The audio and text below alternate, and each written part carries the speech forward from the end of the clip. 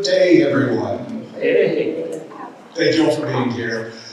I think I may have met almost all of you at this point, but I'm Brett. I'm Warren's son. Who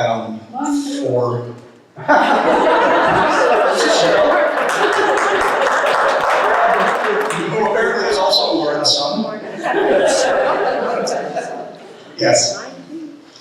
And thank you all very much for being here. I apologize for the reason, but it's so good to see all of you. Warren would have loved to be here, but he couldn't make it. Tomorrow. He got surgery on Monday morning. So I've been trying to call him. I left the messages, but it's their problem now. Anyway, so just wanted to, again, thank you all very much for being here. Thank you everyone who couldn't be here but can be connected. And take the opportunity to introduce somebody who needs no introduction. My mother, Cheryl.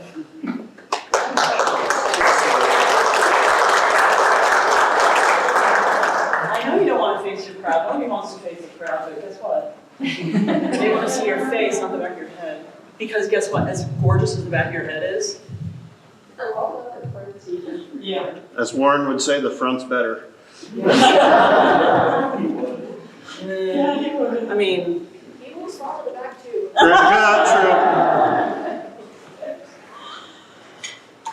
True. Well, many of you know that Warren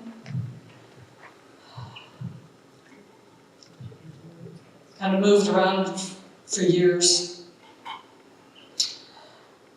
for work that he could succeed at. But most of you don't know how that came about, or most of you have also talked about what a very special man he was. But I want to, thank you. Brian, turn off your ringer.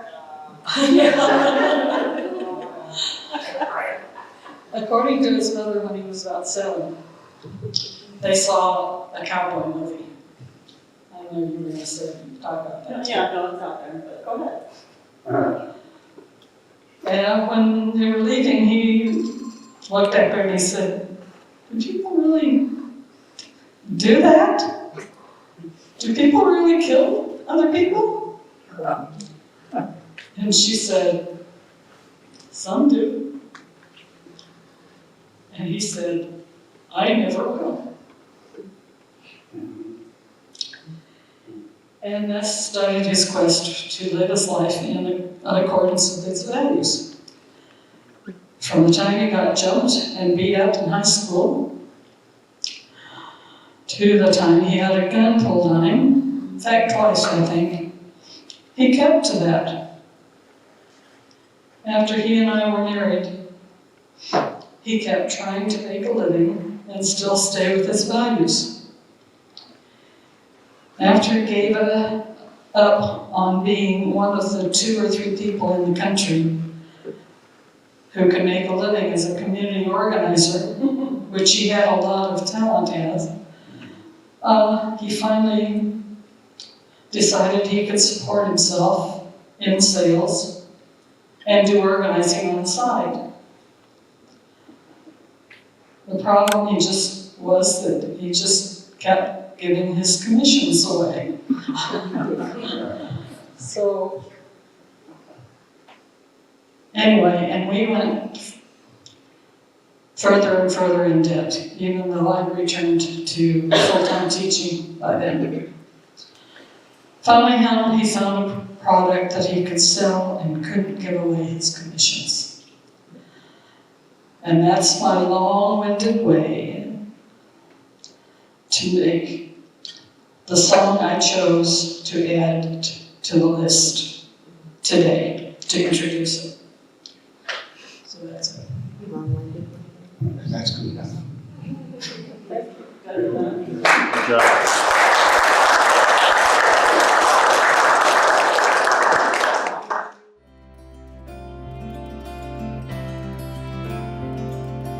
Everything has its season, everything has its time. Show me a reason and I'll soon show you a rhyme. Cats fit on the windowsill, children fit in the snow. So why do I feel I don't fit in anywhere I go? Rivers belong where they can ramble. Eagles belong where they can fly. I've got to be where my spirit can run free. Gotta find my corner of the sky. Every man has his daydreams, every man has his goal. People like the way dreams have of sticking to the soul. Thunderclouds have their lightning, nightingales have their song. And don't you see, I want my life to be something more than long. Rivers belong where they can ramble. Eagles belong where they can fly. I've got to be where my spirit can run free. Gotta find my corner of the sky.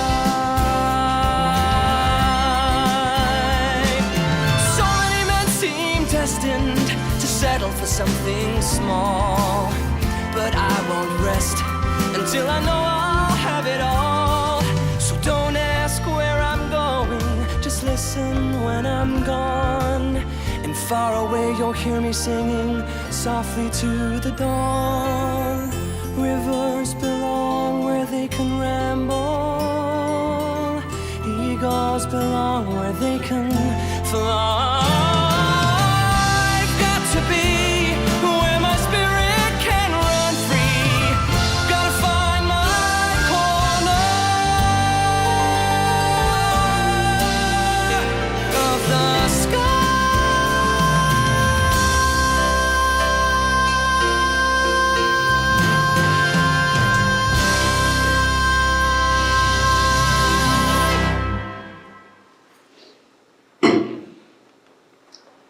Get together. Of course. Stretch out.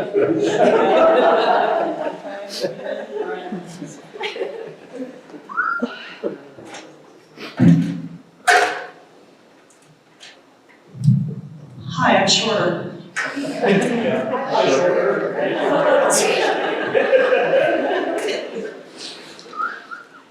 That was for Warren, right? Yeah. That was, by the way, the grandkids. We both said that at the same time. Hi, I'm Tara, in case you didn't know.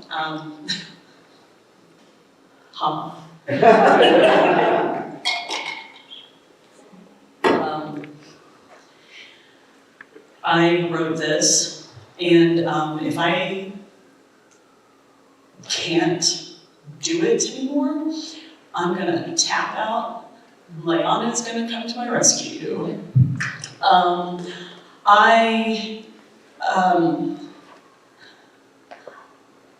I wrote this so many times.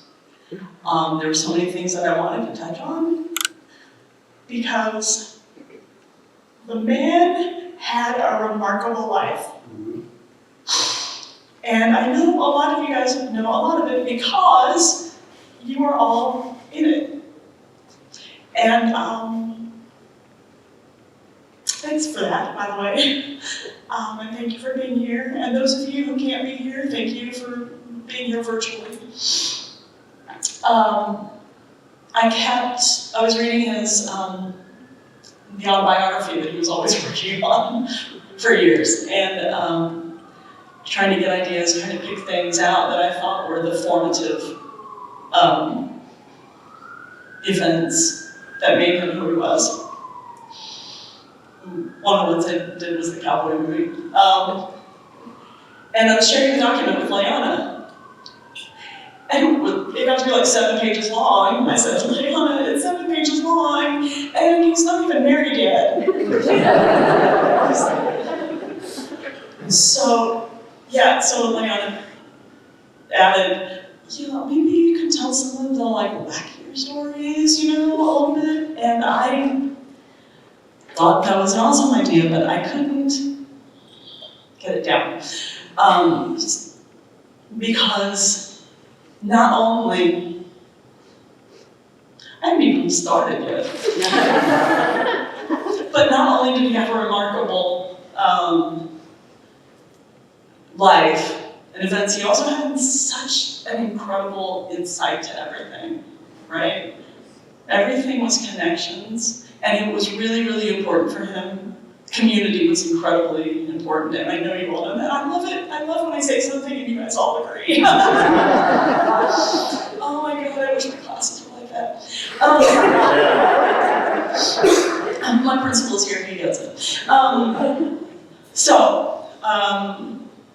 I kept rewriting and rewriting and rewriting, and so this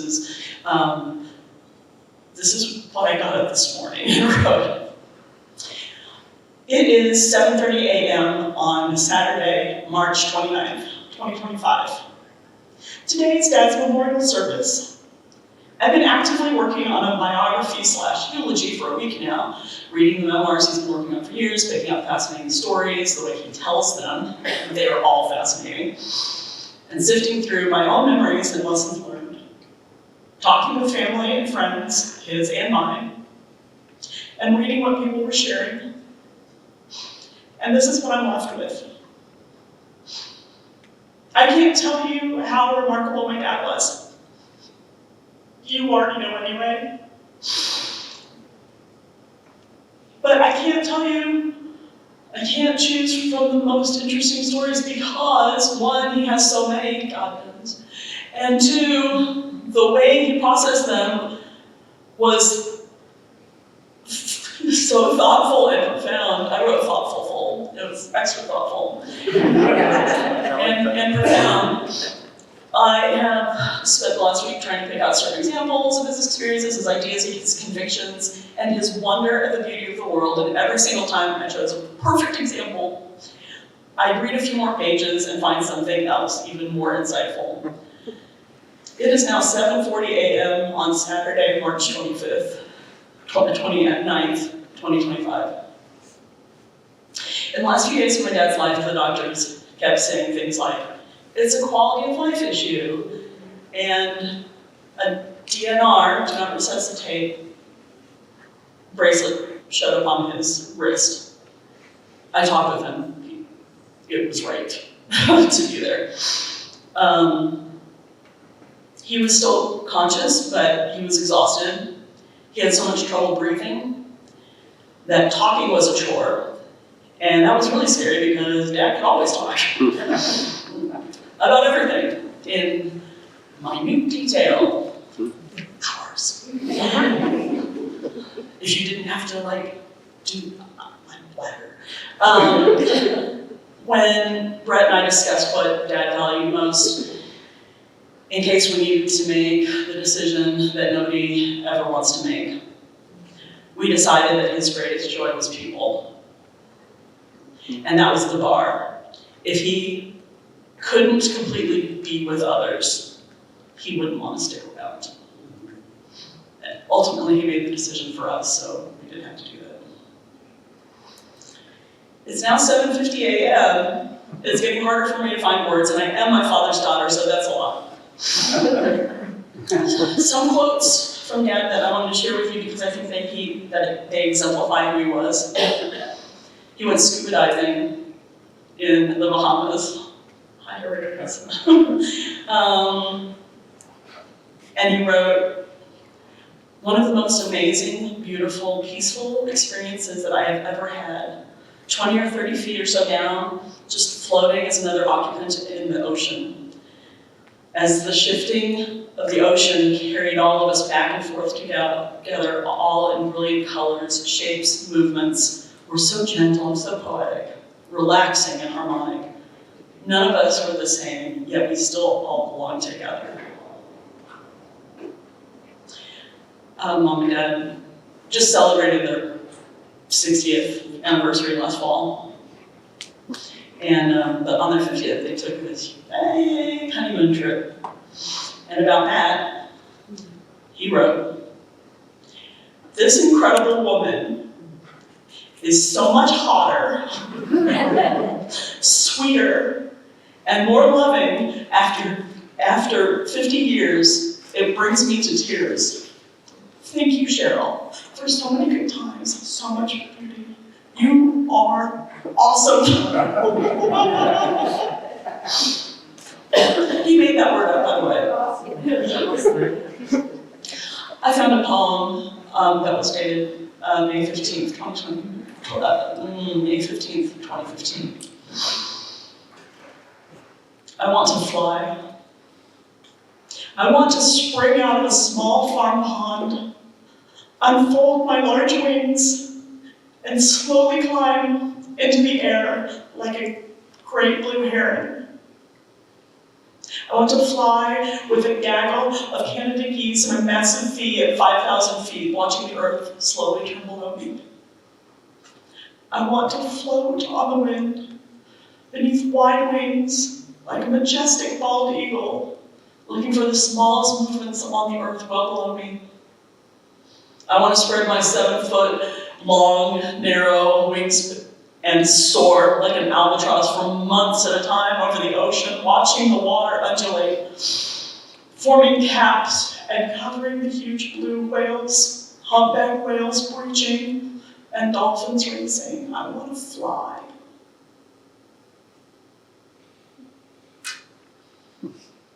See, it was hard to choose.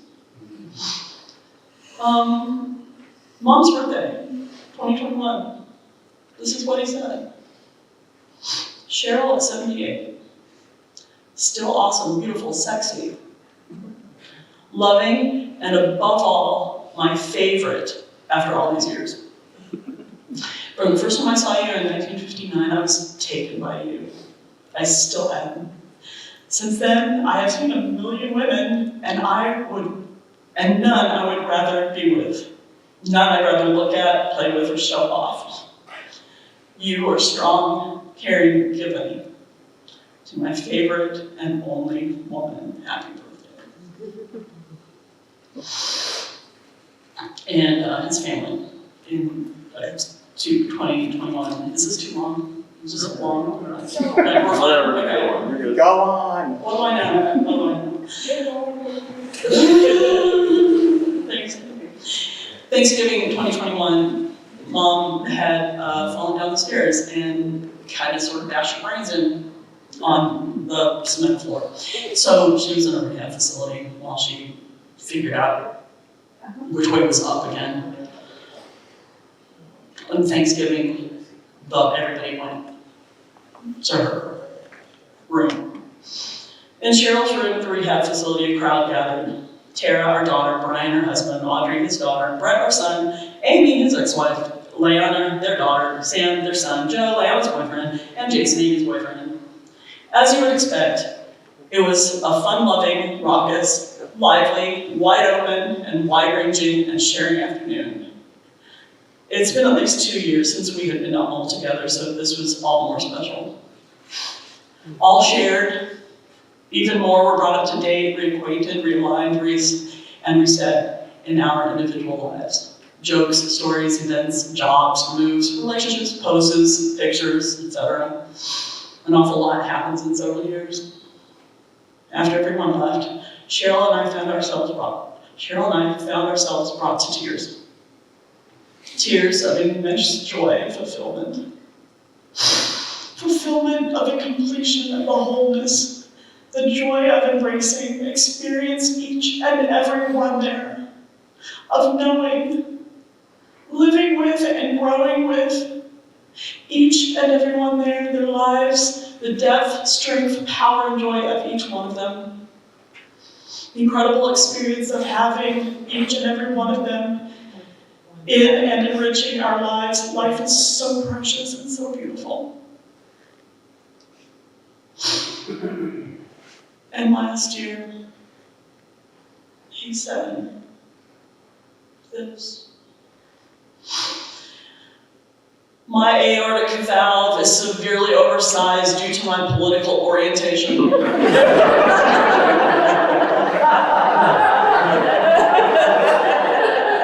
See, he didn't have a big heart.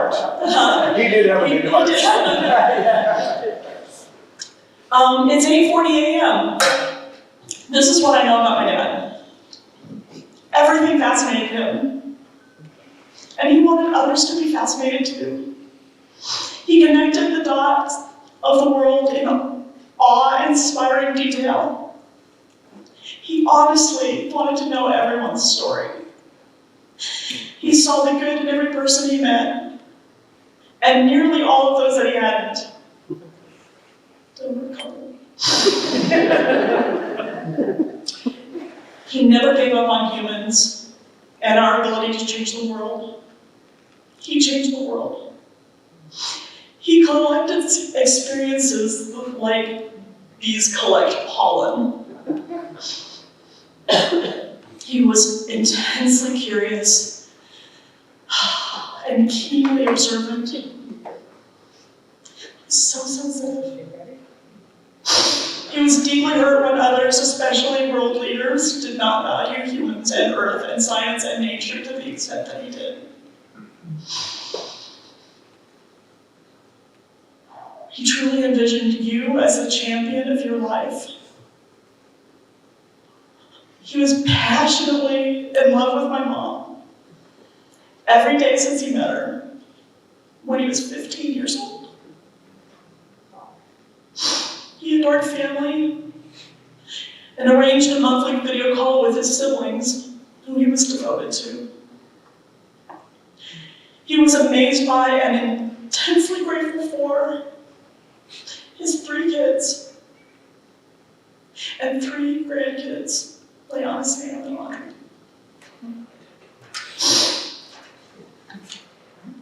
He always said that he planned to live till he was 100.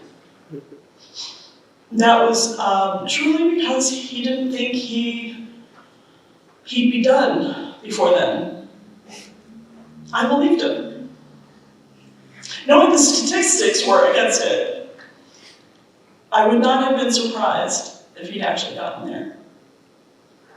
But he crammed his 80 years with 100 years of life. And so much love. In his words, from his autobiography, I beseech you as well. Leave hate to those who are too weak to love.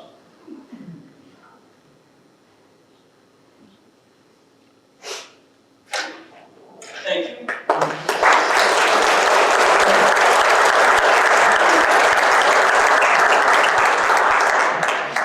I'm sorry. It's water, I swear to God.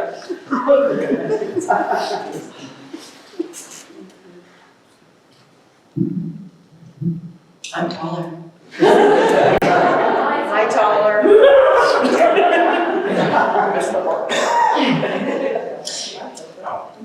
My pride and joy. Those are my children. I'm Amy. I'm the inherited daughter. And I'm honored to have been part of this family and still remain part of this family, despite myself.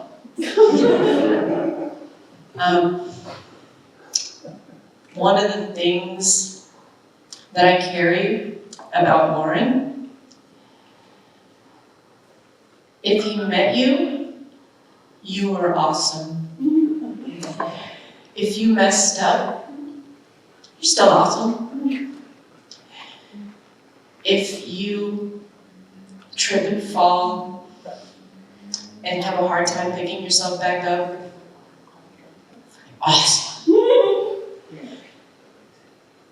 He loved unconditionally, as Tara said, with passion. And I never felt like I was not family. From the day I walked in the door for the first time till now, I'm a Varney, largely due to the joy and acceptance of both Warren and Cheryl and the amazing family that I am a part of. And I'm so delighted my children are part of.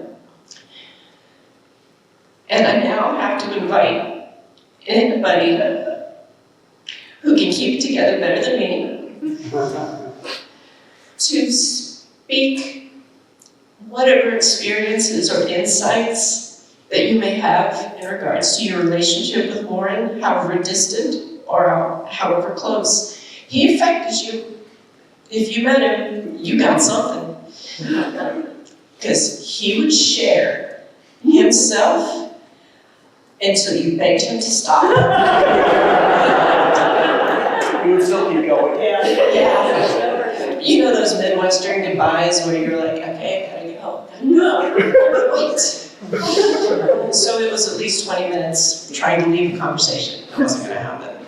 So I don't know if people want to come up here, or do I want to take a microphone? We have a cordless mic, so anybody who wants to share and doesn't want to come up here. Yeah, because this is, not for everyone. But It's not even for mom. she did great, y'all. Come on now. Yeah. So if anybody, it's not an obligation. You won't be judged if you don't want to say anything. But if you do, now's your opportunity. Just wave your hands, do a little dance. I believe his amazing granddaughter, Leon Renee Awesome, as he liked to put it, because when she was born, she was beautiful, brave, and strong, was her middle name. From here to here. He loves to remind people of that. I am no longer that size. Hi, I'm Lana. I am the granddaughter of Fable. But everyone here should know, first and foremost, that my grandfather was my hero. From the moment that I started to develop higher thinking skills, I knew that my grandpa was going to be the person that I looked to for everything. He was not the kind of superhero that would beat up bad guys or anyone. So much counseling. Yeah, he would suggest that they reevaluate their life choices and get set on the correct direction. But he was my hero. Because he showed me how amazing and how important it is to love every single part of the life that you're given and the life that everybody else has. And today we are celebrating his life, which goes so far beyond his own, and even far beyond just the people that are gathered here and have called him. Thank you. But please, if anybody else has any other experiences, I'm obviously chock full of them because I couldn't get away from him for a very long time.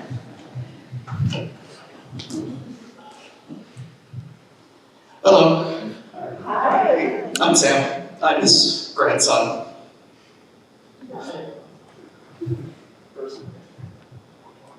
When I was 6, 7, 8, around that age, I don't really remember, I had some pretty serious diagnoses involving my mental health. This isn't just about me, I promise.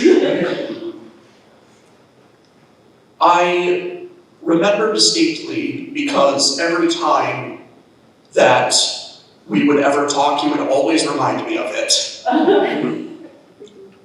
When the YMCA, kind of down about 350, was still the YMCA.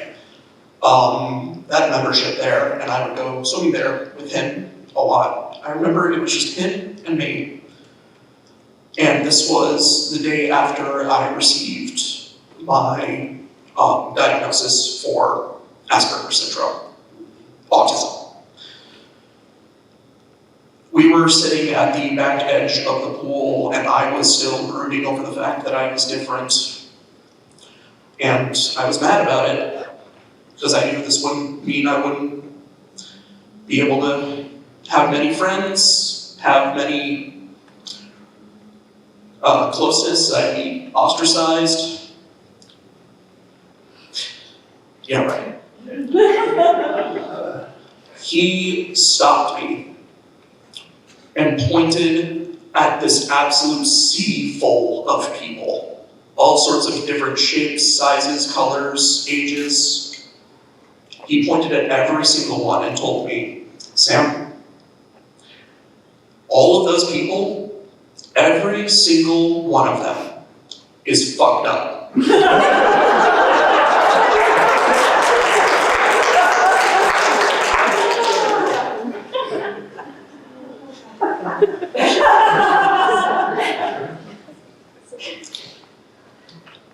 I was in shock. Not because my grandpa said probably one of the biggest truths in the world, but because my grandpa sweared. And he said every single one of them is fucked up. You know how you're different and you'll be able to get over it, move past it? You know it. Yeah. And to this day, I'm still fucked up.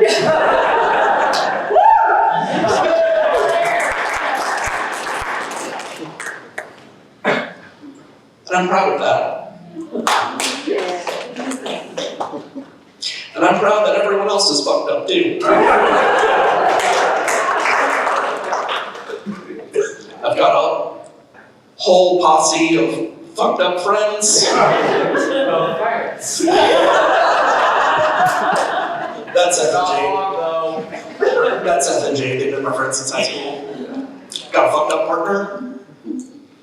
I've got fucked up siblings, and they've got fucked up partners. I've got a fucked up family. And I wouldn't have it any other way.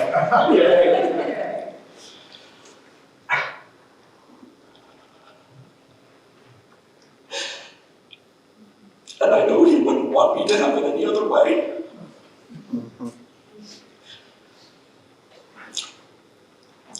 When Ellie and I were at his deathbed in the hospital, he, at that point, was completely not responsive, not moving. He looked like he was peacefully sleeping, and we were just kind of sitting there, and then maybe 20 minutes into visiting, a respiratory therapist came in and took a blood sample, put 2 pretty sizable needles in his arms. He didn't even flinch. And that's when we realized, oh no.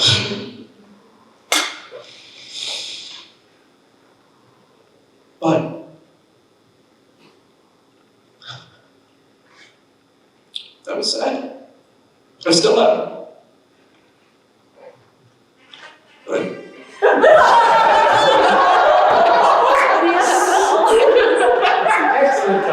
I'm Fox Sports, apparently. Now sports, Beverly Hills 90210, Cleveland Browns 3.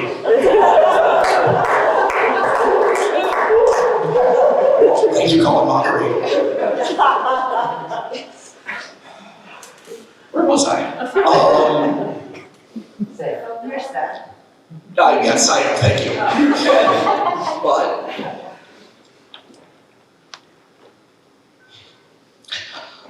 I have a feeling that there were probably many things going through his mind, but one of the things was, this world's kind of going to hell in a handbasket. And I kind of wonder if he blamed himself for that. Maybe not himself personally, but his generation. And that's nothing against any of you. But I at least am happy that he's free. He can fly like he wanted to. Catching a 737 straight to the moon. Alright, I think I've talked long enough. Thank you all for coming. Thank you so much to all of us.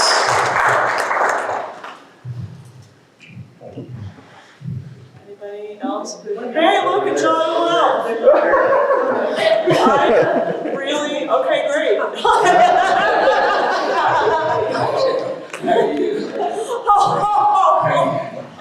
Good to see you again. Yeah. See, I was up on the shelf in their house for years. And so we found out about it at the North Pole. And they sent me. Now it's a little bit late because one of my reindeer got sick on the way, but it was okay because you, like Warren would say, you overcome stuff. Okay. And but he was a great guy.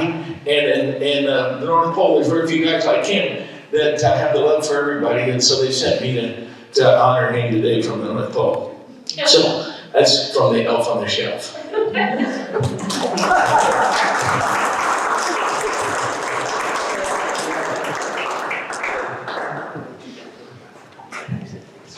Hi there. It's been a while since I've done a speech, and I don't have anything prepared, so here goes.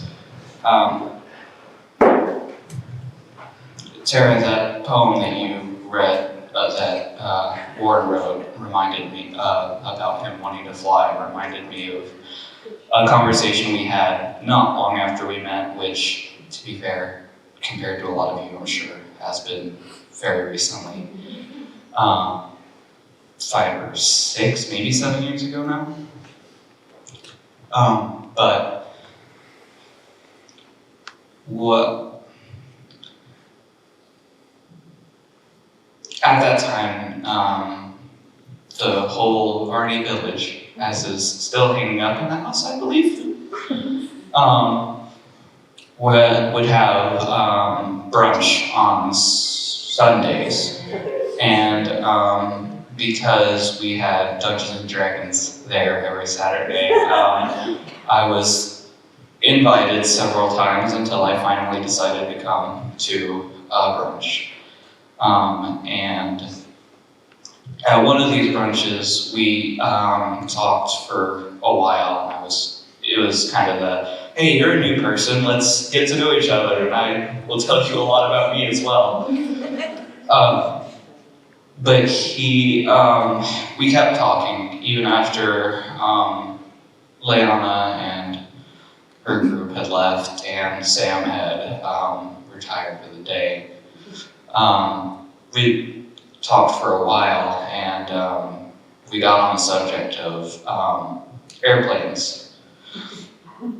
And yeah. No. And we both shared a very big interest in airplanes. And he talked about how either he did, I have a bad memory, I'm sorry. Either he did or he really wanted to fly Cessnas. He did fly Cessnas, thank you, Sam. And I talked about how I had been interested in learning to fly myself and how I had gotten a flight simulator to try and learn some of that. But all that is to say, I eventually wanted to, and we had talked about this then too, we wanted to take a scenic flight at some point. Probably at the Leeson Airport, I don't know. But we never got that chance.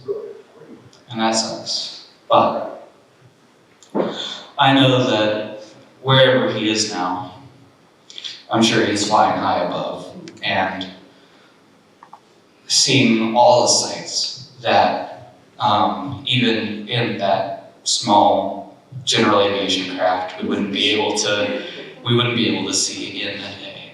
And he's seeing them all the time, every day. And well, oh no, I turned it off. Sorry. Well, I hope he's enjoying it because he deserves it after all. I'm very bad. I hope he's enjoying it because he's earned it.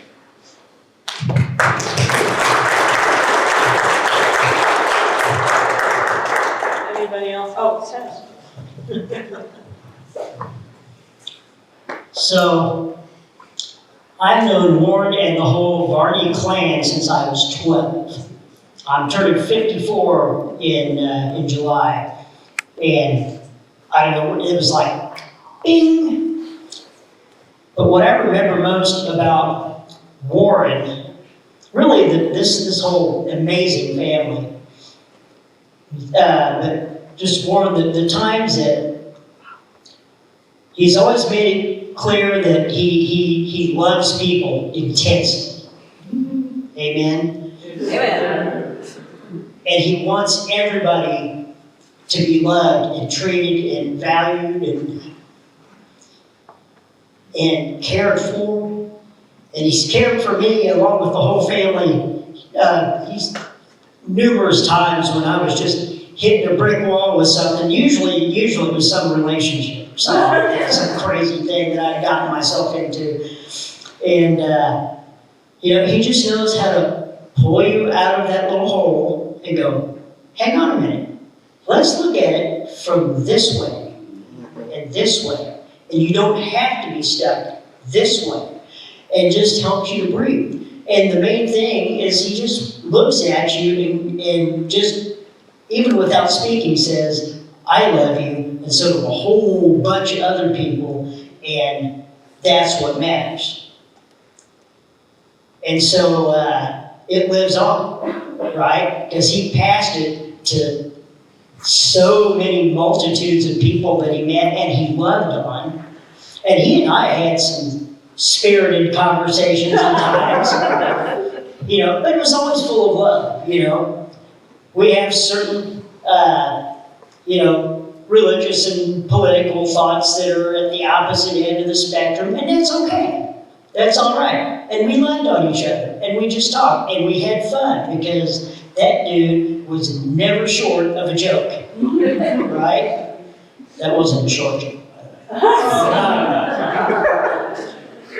But I just loved him to pieces, and I still do. I love you, Warren, and I am intensely blessed to have had him in my life. And I think we all are.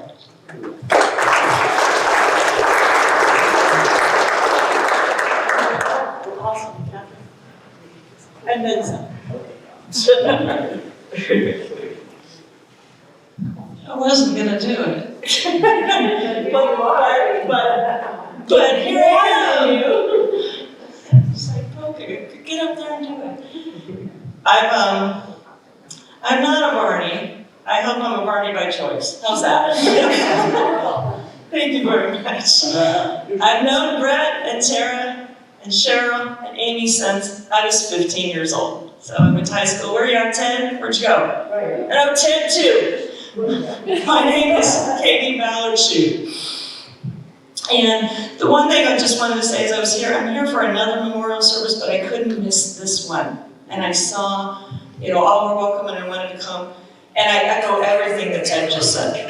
100% everything that Ted just said.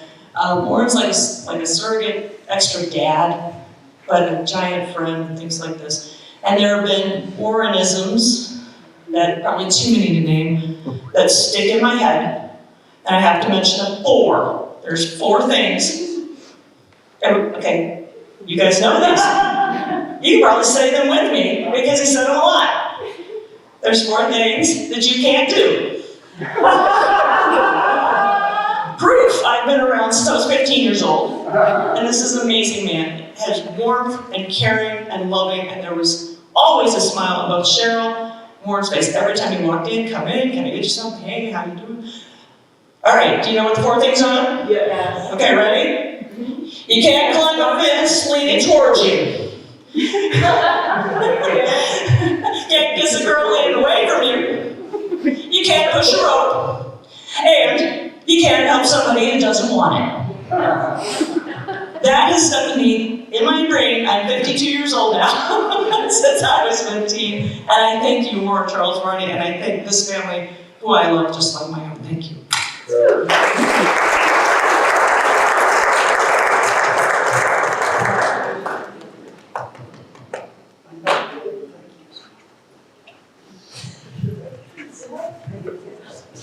Good day, I'm Sam Stockton, fucked up friend number 2. I didn't get to spend much time with Warren, regrettably, but I do remember fondly the times I did spend with him.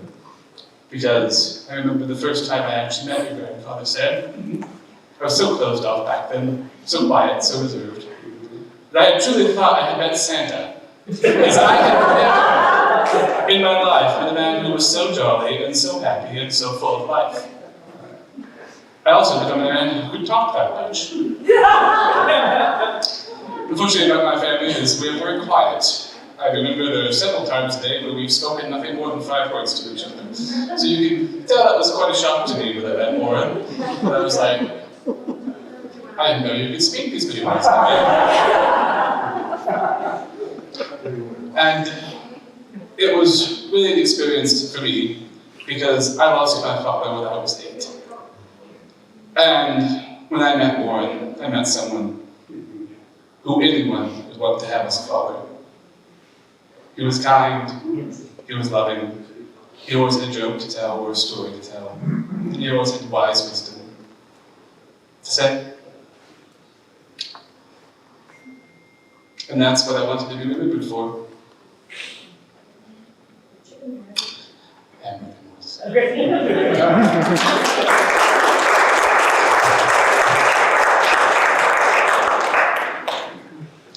Two things really quick. Come on, Bruce. Yeah, it's one is that I can't believe how much I'm not crying, and I think it's because sure now. I think it's because I don't know. It's just like there's a little bit of him everywhere here. And so I feel comfortable being with people who be affected. And the other thing is, this microphone is cordless. It travels. You don't have to come up here, but now that you are. Don't worry, Tara, I'll come and do the crying for you.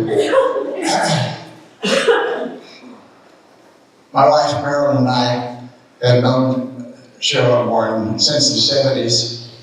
We were in the same church together.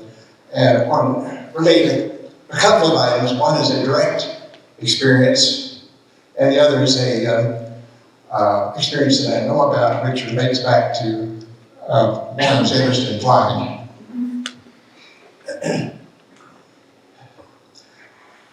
In about 1974, I think it was, Marilyn and I, because we'd had a couple of experiences of the canoeing on the rivers of South Missouri.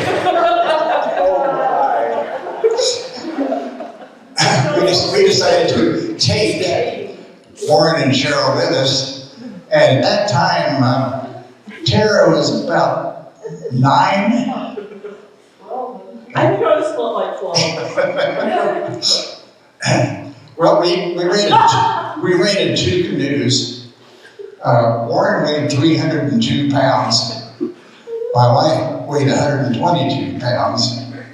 And their canoe. And Warren was sitting on the back of the canoe, and if they got in a little bit of trouble, he just stripped off the back in the current rivers. Except for a few specific locations, it's fairly shallow, he would just stand up. Well, Tara and Cheryl weren't that experienced with the water, weren't that accustomed to what a canoe would do, and didn't think they trusted me. Did I tell you my name? Wait, Bruce Lowry is the name. My wife's Marilyn. Tara and Tara was sitting down in the middle of the canoe, and Cheryl was on the front, and they were both nervous, and so they would rock back and forth, and the canoe was just. I had never felt a canoe shaped like that. But I tried to convince them that they could just relax and the canoe would be safe. And after trying to convince them the canoe would be safe, we turned over. Well, Tara was not going to get back in that canoe. So it took a little while to convince her to get back in. So that's the one endearing experience I had directly with Warren, in addition to the discussion of political issues. Warren and I agreed on almost everything. And on the other experience I want to mention vicariously is to explain and go along with what's already been said about Warren's interest in flying. A number of years ago, when Marilyn's father was still alive, Warren took him, and I think it was 4 other older gentlemen, to Nebraska. I'm not even sure which area. I don't know how. It was either Iowa or Nebraska to a Air Force. Offutt, yeah. And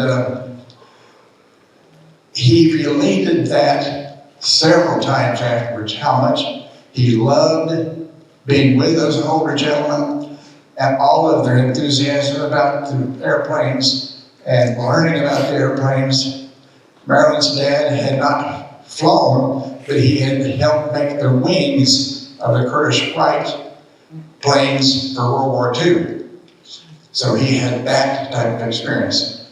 But it was so interesting to hear Warren relate how much that meant to him to share with those older gentlemen, and how none of them had met each other before, I don't think. A couple of them might have. My father-in-law didn't know any of them, but they all got along. So that explains one of my feelings for how much Warren cared about other people. Thank you.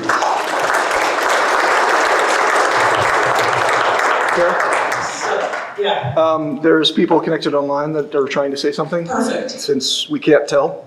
I'm not sure how this is going to work. Are you talking with us? There we go. Okay, this is Babs. Yes, we made connection. Thank you. Okay. Yes, I would like to have a few minutes, and I thank you for making it possible. I want to share with you how it came to be that for 22 years, with few exceptions, every Tuesday morning at 7:30, Warren and I would have a conversation. First it was on the phone, and then after many years it was on Zoom, and for the last several years it was on this very same link that we are on right now. We met in 2003 while participating in a landmark course in Chicago. Warren was part of the group that drove in from Kansas City, and I drove in from a northern suburb in Chicago. During the course, he and I became friends. We would call each other weekly to check in. How were we doing with the homework? Months later, as the course was coming to an end, we decided to continue our weekly calls, and thus to continue our friendship. Since then, to the best of my recollection, I only saw him in person once. He came to Chicago. I don't remember the reason. And we met at Olive Garden for a meal together. Weekly, we called each other for 22 years. That was longer than I was married. Why was it so long? There are many answers to that question. What I know and knew throughout those years is that when speaking with him, there was an unconditional acceptance, a safe place where each of us shared whatever was on our minds, a space to be open, a place to be honest, a place to be heard and understood. I did not pre-screen what I would say, knowing that whatever I said would be accepted. In short, together we created an environment in which I could, at times, strive to be, and at other times, be my very best. The only way that could happen is if he strove to be, and I claim that he did, always be his very best self. I should tell stories about family, large gatherings of many people, long gatherings around the dinner table, who share his pride in accomplishments of those who live close by and those who live far away.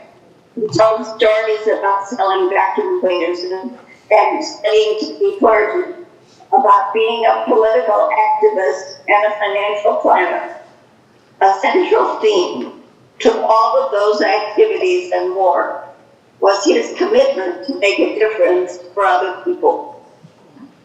And still close to the end, he was the most unstoppable person I've ever known.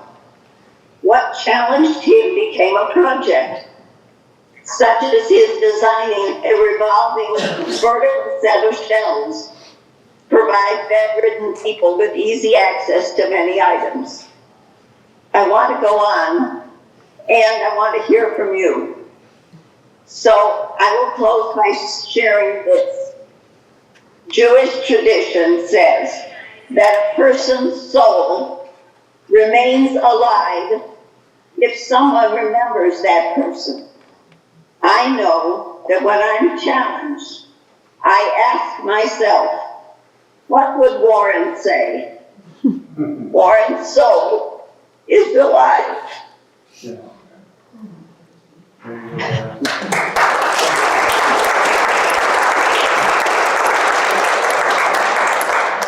Thank you, Babs. Okay, cool. The window is starting to close, so if you had a thing that you wanted to say. There's another person here too. But There's another person there. Varney share. You're what? Varney share. Oh, yes, Varney share. absolutely. More personal than I thought it was going to be. So, I met Warren about 1980 or 81, and we both worked for Rick Herrera in the back of the room selling Kirby vacuum cleaners. And I just got present to this as Tara was, or no, Sam was saying something. Oh, he's right there. So, it was about the impact that he made. And back, we sold Kirby's door to door. I remember vividly one time having my foot stuck in the door, and this lady said, if you don't get your foot out of the door, I'm calling the cops. And, well, I just have one more thing. And it was like that, but I learned a lot. And I was going to quit. I just remembered this a while ago. And I had this great life, among other things that Warren and I talked about. But I wanted to quit, and he said, don't quit, you're good at this. And I said, no, Warren, I don't get it, I'm not selling anything. And the very next day, I went out and sold 3 Kirby's, which is a lot of money. And I went, well, maybe I'll stay for a while. So that bridged on my career. I've spent in sales all my life. And I realized that moment gave me the power to say yes, and that was one of the gifts that Warren gave to me. And I remember those conversations about one time I was saying something to him, and he looked at me and he goes, that's fucked up. I just remember how it just communicated. I went, oh yeah, it is, and it really is. And I visited him one time. It was the office over on 40 Highway. This was years ago when he was doing financial planning, and I said, Warren, it sounds like you're not making any money, and he said, so? I was like, that's very nice, but one of the ideas of doing financial planning is to make some money doing it. And he goes, well, that'll come. And I loved him for that, and it was like, there's so many conversations I had with the guy that I can't begin. And I hadn't seen him probably about 2 years ago, and he was on my mind to call. And then I saw Tara's your post. on Facebook. And I think what you were describing, the energy in the room, this is one of the most authentic, genuine celebrations I've ever been to. And it's not really just a celebration, it's an incredible conversation. And we're participating in this conversation for Warren Varney, not about, for Warren Varney. And that's very, very cool. So thank you. Thank you, everybody. We've got another virtual guest, and also I want to, before you leave, there are a bunch of and eat, yes, we're not done. There's stuff, but I want to make sure that you guys pick up the Celebrate Life button that are out here in something that actually a bowl that actually Warren made himself. David, go ahead. Okay, Bess, you get both of us. Return of mine. Is that Larry? Oh, sorry, David, you're muted now. Okay. David Melford. Is everybody getting feedback? How about that? Good?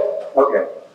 So, I've known Warren less than any of you, and it's probably under a year.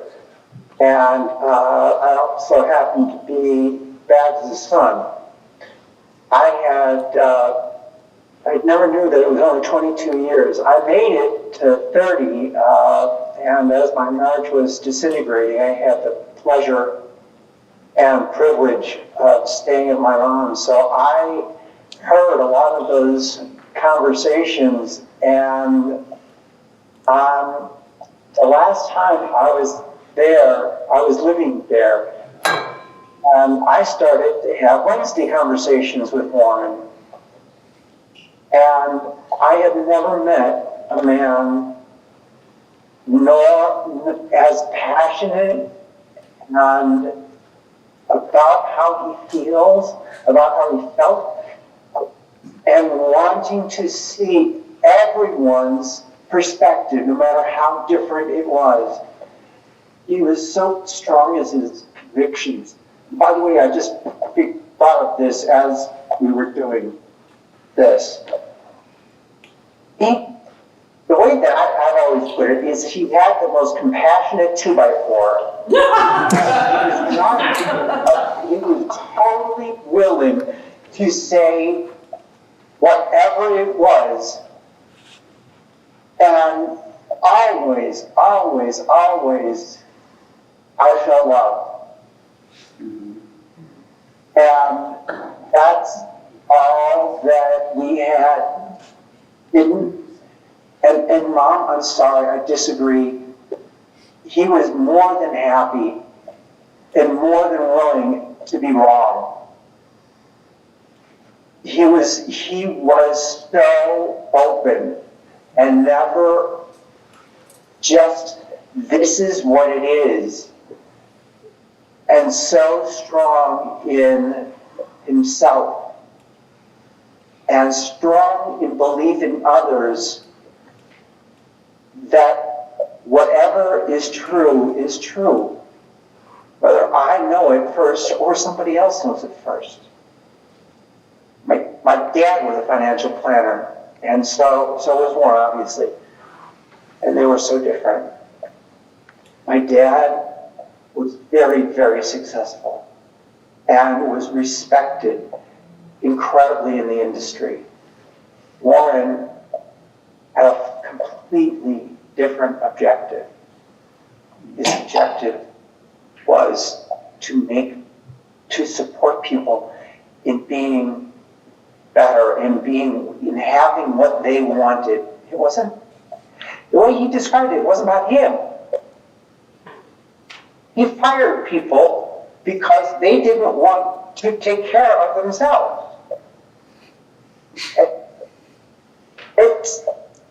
I am in the middle of divorce, and I wouldn't be here he taught me how to live on the other side. He taught me so much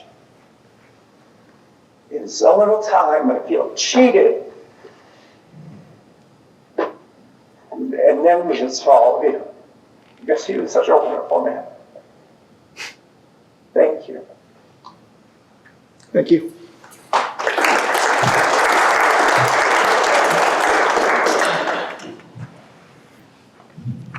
So I've known Warren slightly longer, probably, 2-3 years. I was introduced to him through Babs.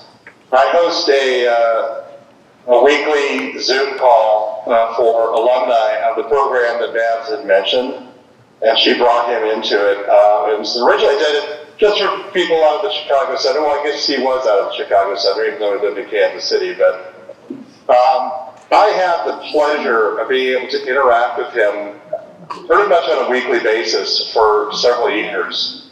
And I love Warren. And I say that in the present tense because he does live inside of me. He got inside of my head. He is a character, and he exuded love, and had his own opinions. We would be cranky old men sometimes on these calls, and just revel in it. And at the end of it, you just kind of laugh about it and just kind of let it go. But we definitely can go down that path. And I also have a technical background, so I was helping consult him with ideas on his rotating shelf idea that he came up with that Vance mentioned earlier. I'm just so honored that I got the chance to know him, and that I've gotten a chance to hear a few of the stories that have been told about it, because my view of him has been very narrow. I never even got the opportunity to meet him in person, but I feel like I've known him all my life. And the one other thing I'd like to mention in his honor is that if any of you want to partake in a quest on his behalf, go visit Harold Warp's Pioneer Village in Minden, Nebraska. He would talk about this place every so often. He'd go off on a tangent. He would just talk about how this place is so wonderful. And if you have no idea what I'm talking about, I'm not surprised. It's a tourist trap in central Nebraska, but it's a pretty cool place. Look it up online. And if you happen to be driving across middle of nowhere, Nebraska, and have some time to kill, definitely find a way to pull in there. In his honor, he would be very delighted for that. And with that, I will leave it at that. Thank you. I want to hear more stories. Thank you very much. Okay. Is there any more? Okay. So, okay, yeah, I know, I got it. We're gonna get this last one, Brian, you can go set up I'm ready. for the slideshow. Don't you have to run back there and do something? That's still talking into the microphone. You must be an extra. Okay. All right, gonna read my notes so I don't ramble. Warren was my best friend. After I first got to know him when we had office space over on 42nd Street for years, he was my next door neighbor. You couldn't get into the office or out of the office without Warren having something to say to you.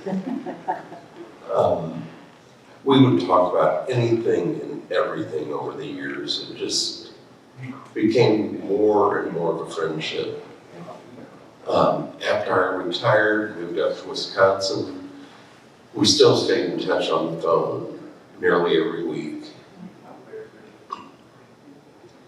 We both began to have health problems, and as we struggled with our health problems, we got even closer, sharing what we're going through, what it was like.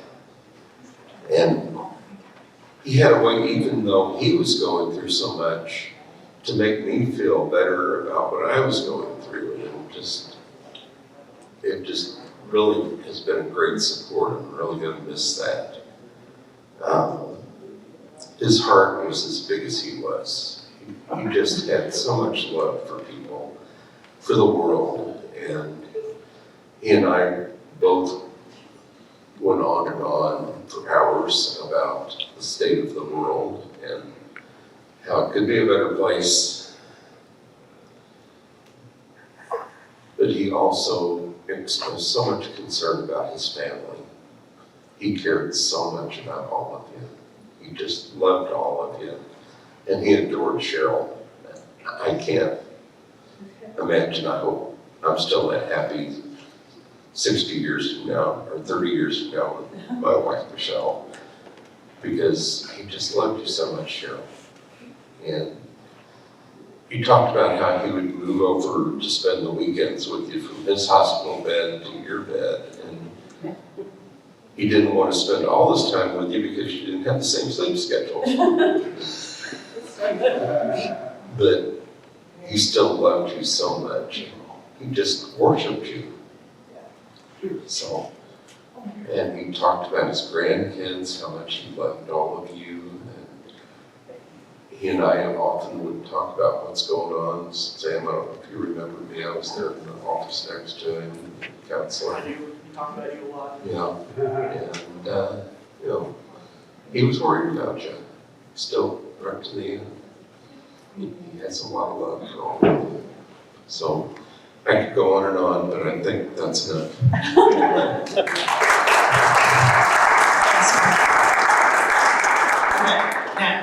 All right.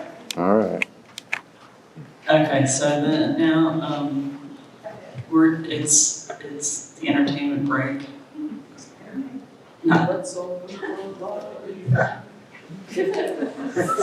Yeah, this kind of an entertainment break. Tara, Yeah. I just wanted to introduce myself. I am the one person here who has known Warren all my life because I am Sharon Varney Williamson from Nebraska. I am Warren's cousin from the Varney side of the family, and I have known him all my life. Him and Cheryl's wedding was the first wedding I ever attended. I remember that well. I get to go to a wedding. I've never been to one. I still remember it. Warren and I didn't see each other a lot, only at our Varney family reunions, and we will miss him greatly when we have another one, if we have another one. But I just wanted to say, we will miss him, and sorry to lose our cousin. Thank you. Thank you. We good? Amazing grace, how sweet the sound that saved a wretch like me. I once was lost, but now I'm found. Was blind, but now I see. There's a place for us somewhere, a place for us, peace and quiet and open air wait for us somewhere. There's a time for us, someday a time for us, time together with time to spend, time to look, time to care, someday, somewhere we'll find a new way of living. We'll find a way of forgiving. Somewhere.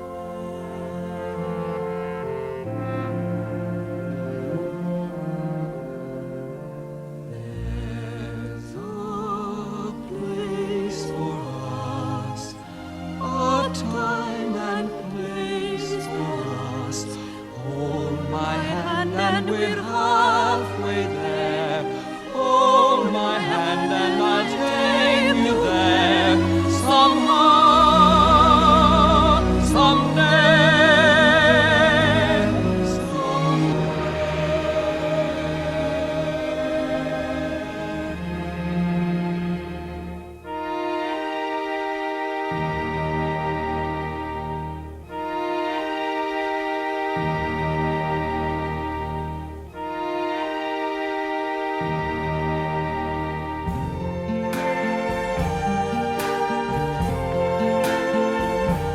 I see trees of green,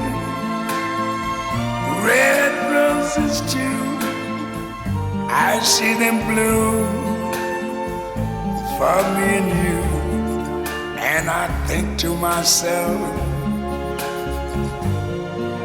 what a wonderful world.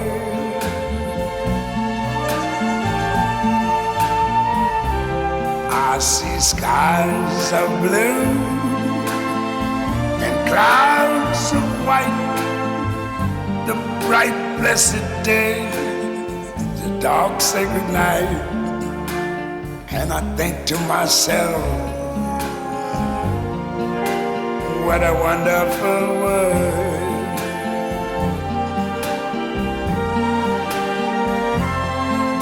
The colors of the rainbow, so pretty in the sky, are also on the faces of people going by. I see friends shaking hands, saying, how do you do? They're really saying, I love you. I hear babies cry, I watch them grow. They'll learn much more than I never knew. And I think to myself, what a wonderful world. Yes, I think to myself, what a wonderful world.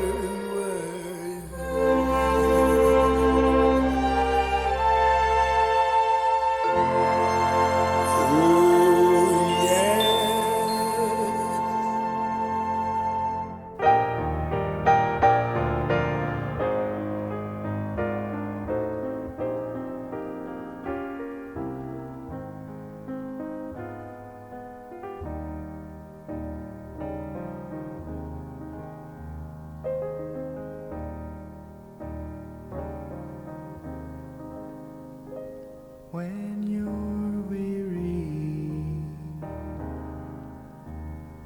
feeling small, when tears are in your eyes, I will dry them all.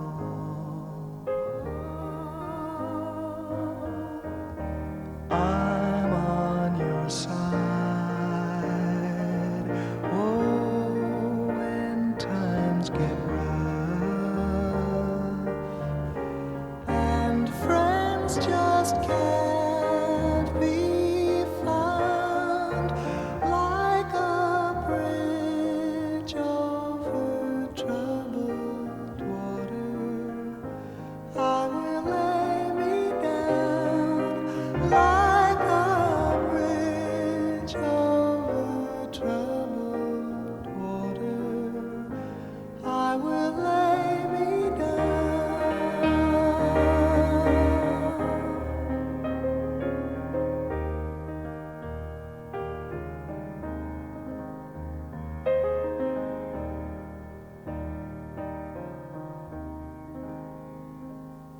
When you're down and out, when you're on the street, when evening falls so hard, I will comfort you. I'll take your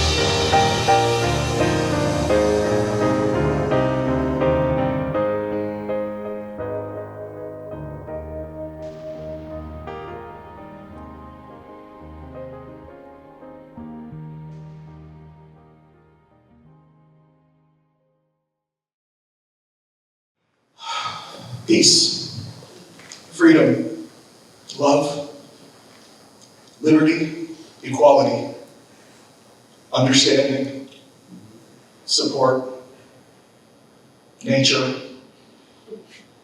weird airplanes. Don't forget chocolate balls. Chocolate cake, apple pie. The music. These were very central themes throughout his life. And he really enjoyed both kinds of music. Country and real country, not modern. Bluegrass, Minnie Pearl. Roy Clark. Elvira was on the list. And spirituals. The old time spiritual songs. And of course, above all else, you know what's coming. We know it's coming. The one song above all others. We now invite you all to join in with Amazing Grace. Yeah.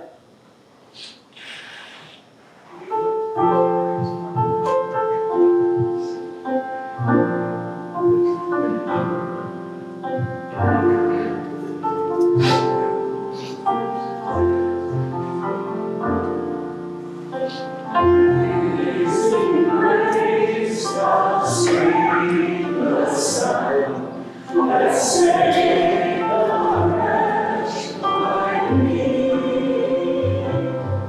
I once was lost, but now am found. Was blind, but now I see.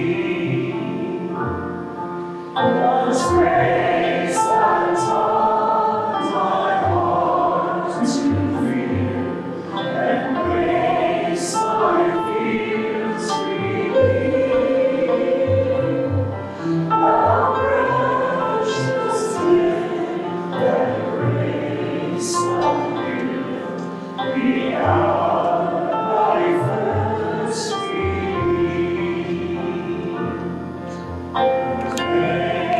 Many dangers, toils, and snares I have already known.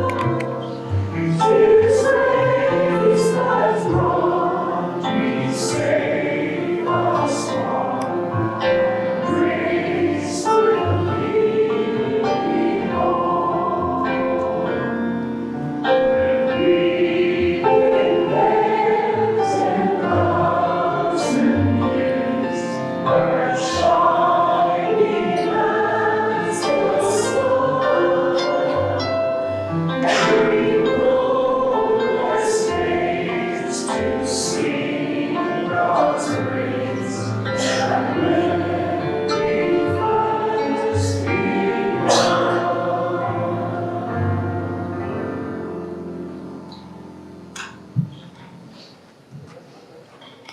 Thank you.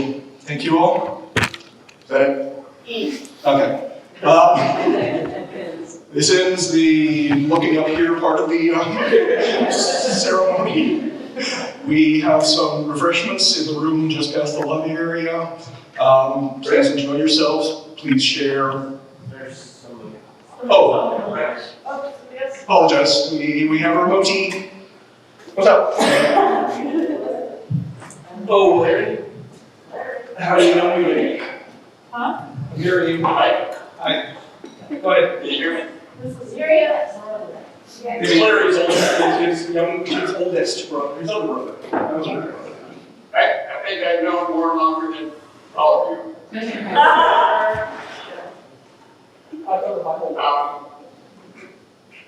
I'm only 2 years younger than him. And I just got a lot of memories of Warren, of which I won't go over all of those now. But I will say this, I know that we had another younger brother that none of you know, Mark Russell, 2 years younger than me, 4 years younger than Warren, who did not live much beyond his birth. But I know now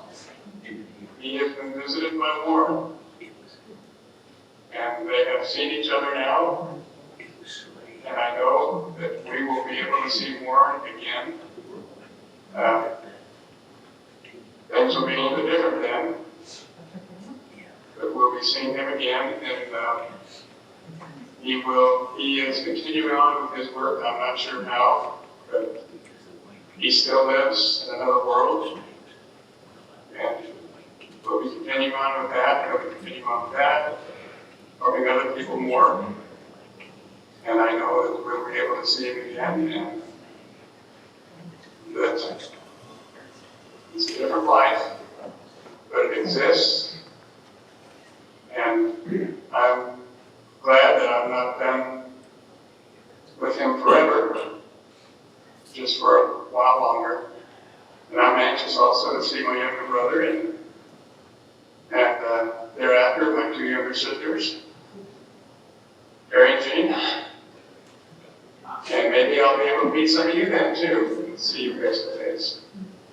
But I know the Lord is looking after him, looks after us, and that this life will continue on, and we will be able to visit with people that we've known before again, and be able to make those acquaintances. And I thank you all for your time. Thank you all for being with him. I haven't been with him very much in the later years. I thank you all for your time with him and being able to be uplifting to him. I appreciate that. Thank you very much. Thank you. Okay. I guess that's it then. Enjoy yourselves, enjoy the space, enjoy the refreshments. Thanks. When you walk through a storm, hold your head up high, and don't be afraid of the dark. At the end of the storm is a golden sky, and the sweet silver song of love. Walk on through the wind, walk on through the rain, though your dreams be tossed and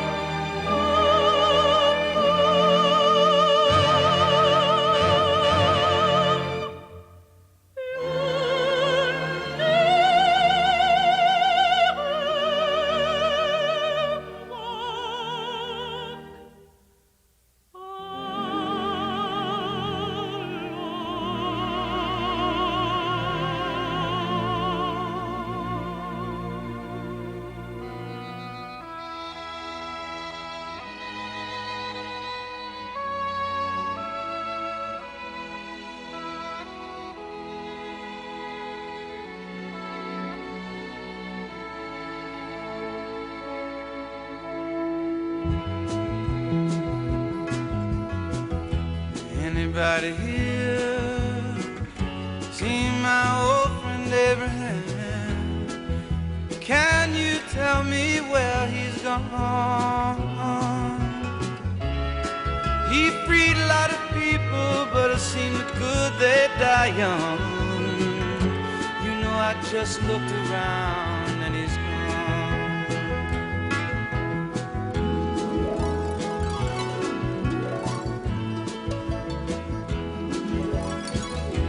Anybody here seen my old friend John? Can you tell me where he's gone? He freed a lot of people, but it seemed good they die young. I just looked around and he's gone.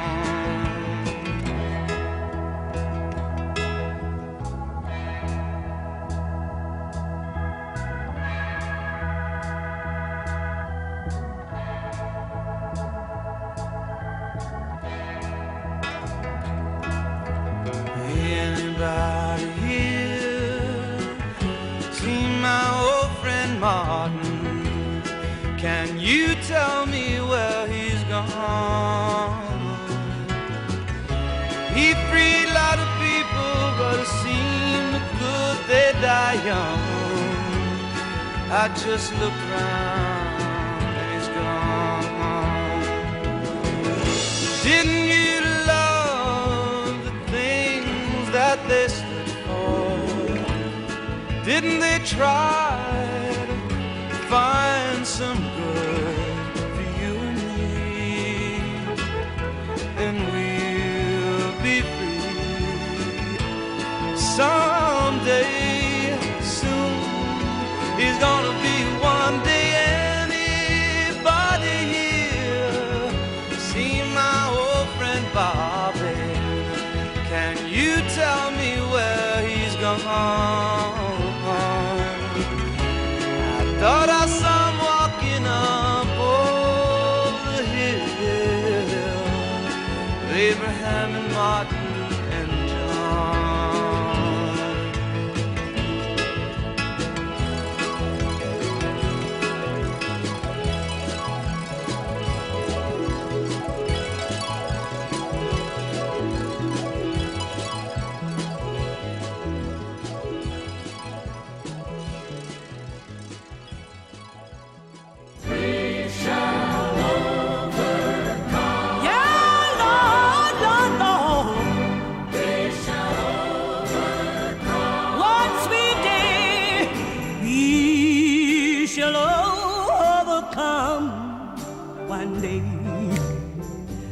We shall overcome one day. We shall overcome, Lord, one day. Yeah, yeah, yeah, yeah. If in our heart we do believe, Lord, we shall overcome, Lord, one day.